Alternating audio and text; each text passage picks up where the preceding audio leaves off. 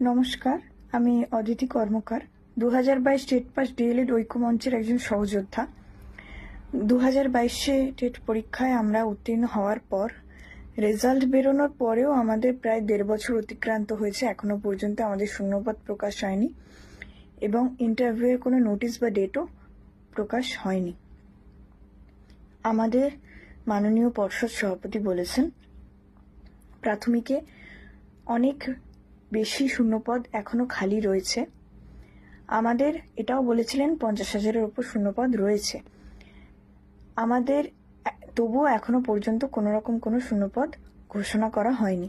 আমাদের একটাই দাবি, যত দ্রুত সম্ভব আমাদের 50,000-এর উপর শূন্যপদ দিয়ে আমাদেরকে দ্রুত ইন্টারভিউয়ের পর স্কুলে জয়েন করানো। আমরা চাই যত দ্রুত সম্ভব আমরা ছাত্র